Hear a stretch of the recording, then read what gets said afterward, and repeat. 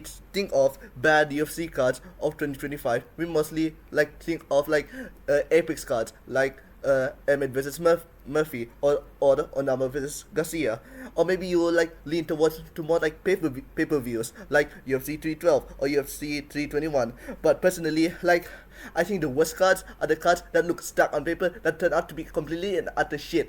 And the prime example of this is Usman versus Buckley. So yeah,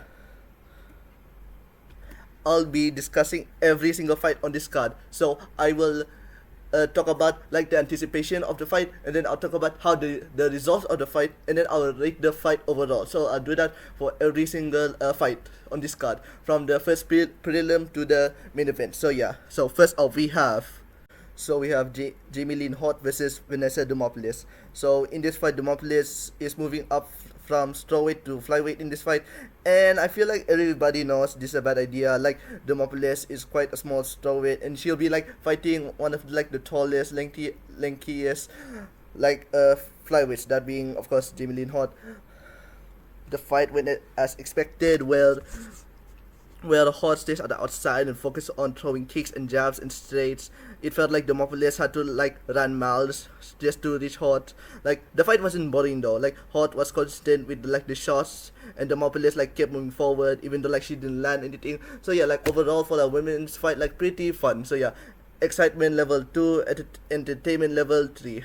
Okay, next up, Phil Rowe versus Angelusa. So both of these guys are like really active. They both didn't fight in like 2024. So yeah, but like something in my heart said that this fight would be like very fun. Like Phil Rowe, like really good fun boxer from range, and Angelusa like reminds me of like a Derek Brunson with like very broadly striking and like decent wrestling. So yeah, how did the fight go? If you don't know, then you know.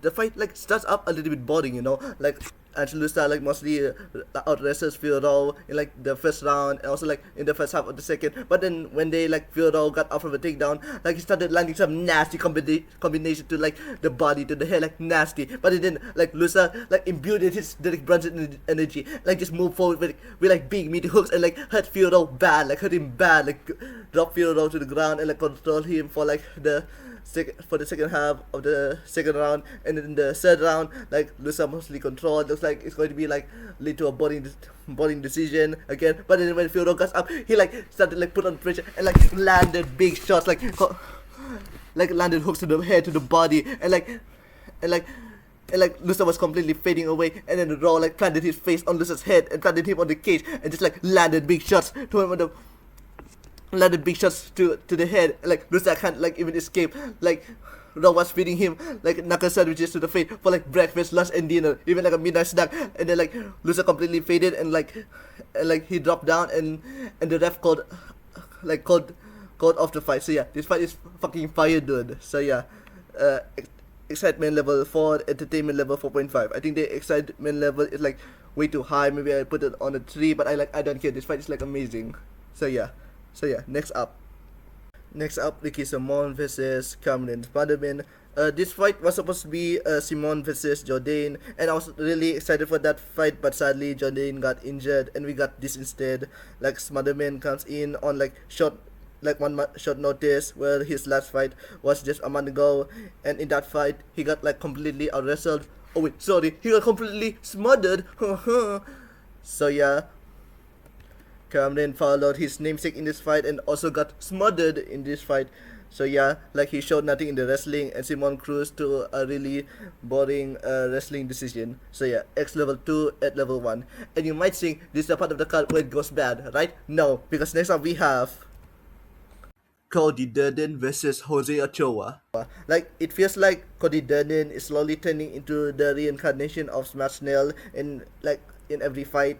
Like he's like entertaining as hell while also being really shit. So yeah, like he is facing Jose Ochoa, who is 0-1 and got out wrestled in his last fight. So I have expected to see like Ochoa like to get outclassed, but it turns out he randomly became really good out of nowhere. Like Ochoa, like he showed some really good boxing, really fast hands, like he lands like body head, but he did get rocked by Durden like late in the first, and they like started scrapping.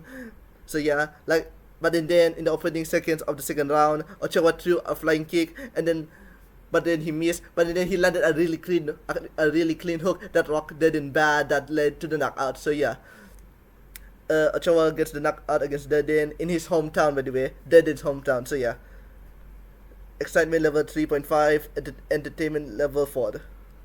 Next up, Malcolm Wellmaker versus Chris Montino. Okay, dude. I don't care that this is a layup fight. This KO is fucking wicked. Like, if you're only looking at like punch KOs, this is like definitely like top 5 of 2025 overall. And okay, anyway, I'm getting ahead of myself.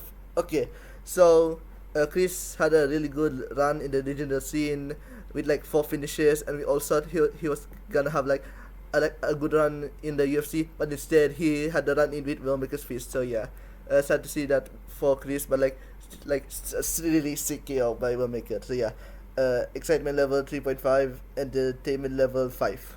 So yeah, so like, okay, but at this point of the card, like, I thought that okay, this card is actually going to be really good. Like, even though like the Simon versus fight was really bad, but like, okay, this card has momentum, right? No, fuck you, Michael Chiesa versus Scott McGee. This fight fucking sucked. A bingo game is more entertaining than this fight. Like, nothing happened, nothing at all. Just two old guys like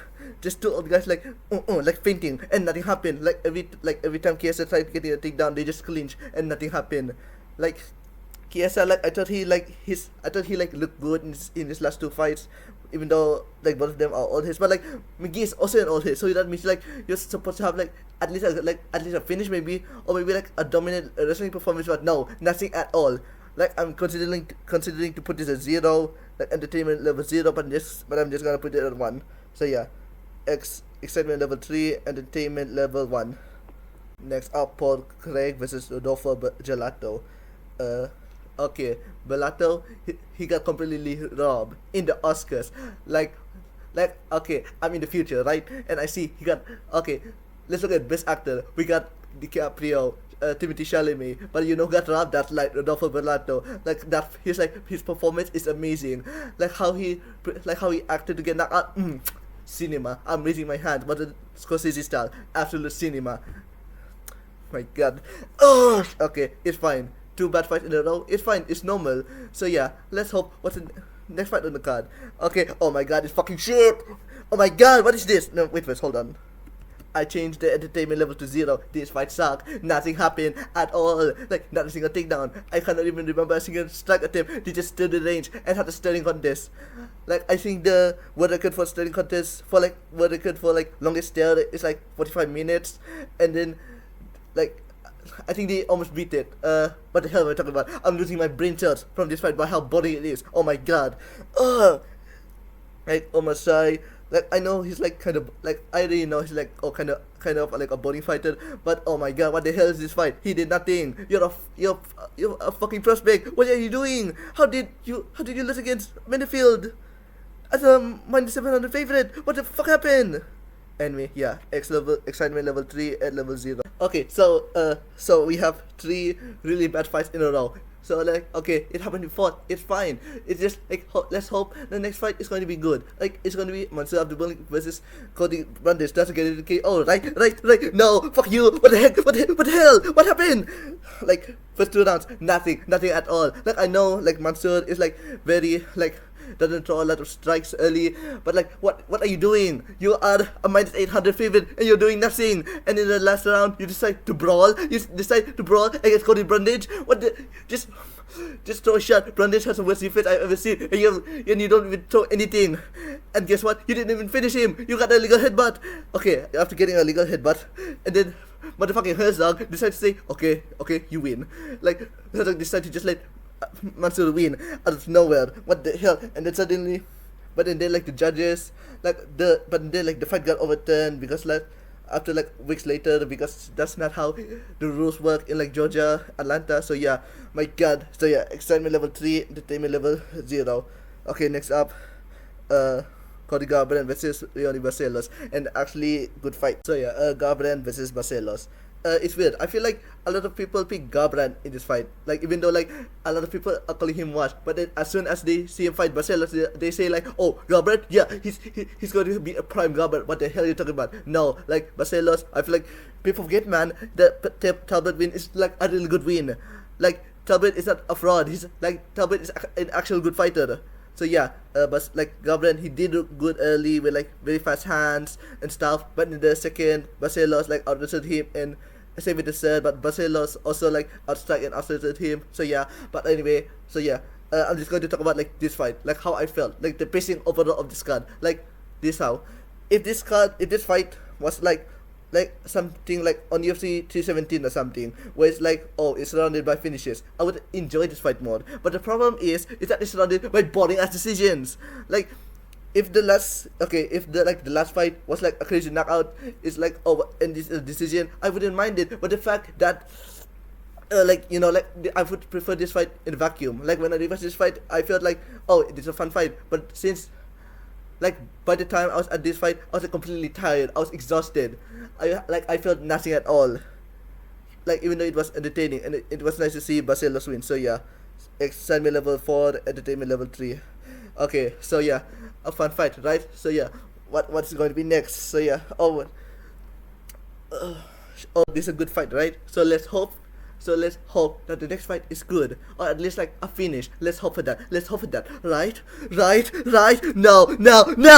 Get Shahbazyan, listen to me. You are one of the most powerful punchers in middleweight division, and Petroski is one of the most chinless bastards in.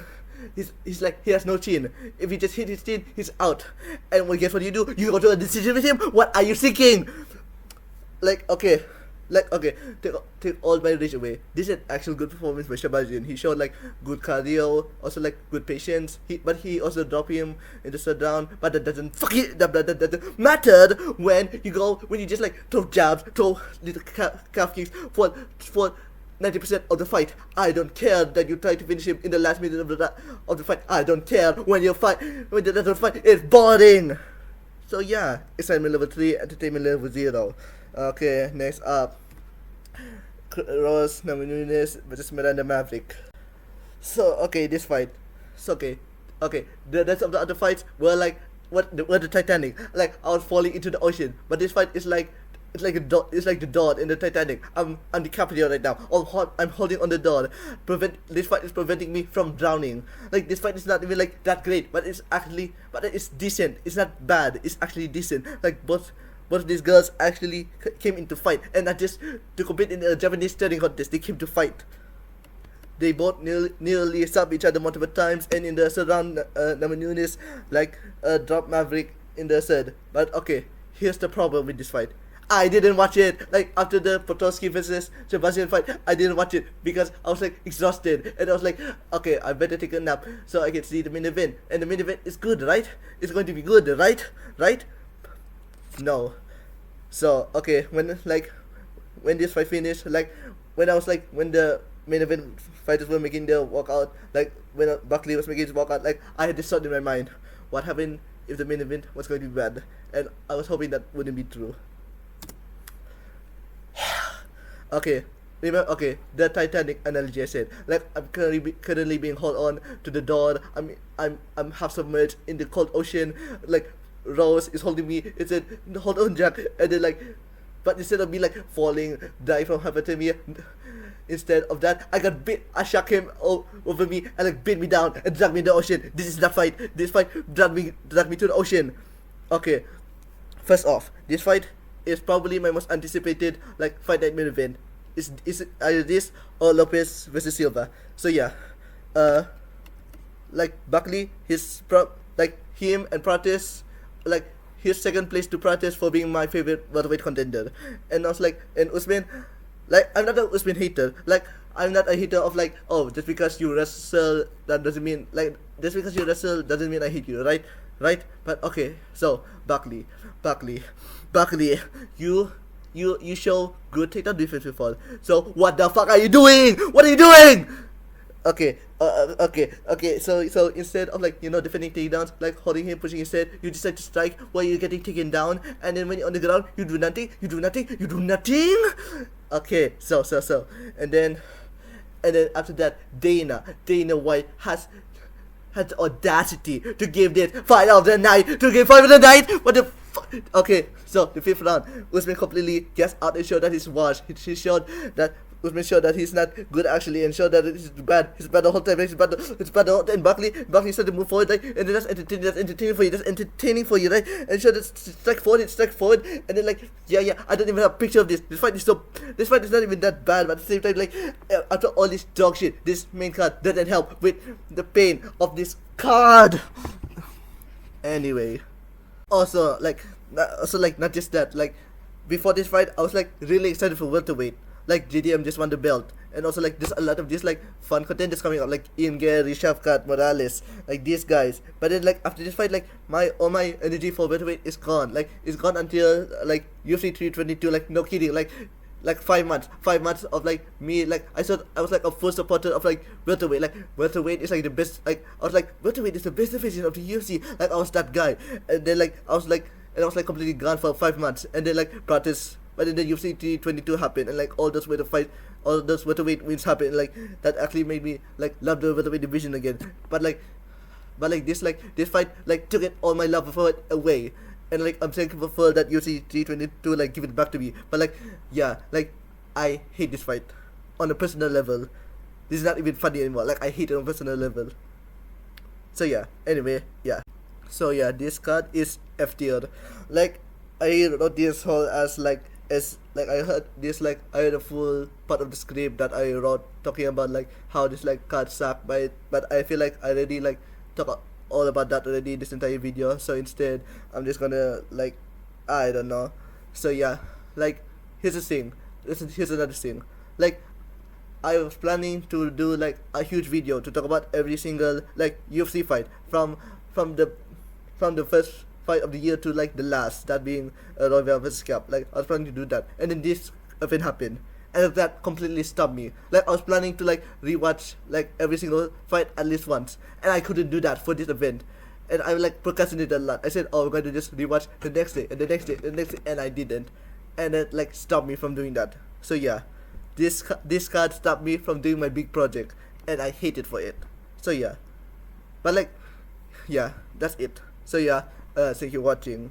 Thank you for watching. I mean, I'm not stuttering because from me discussing this event. So yeah, thank you for watching.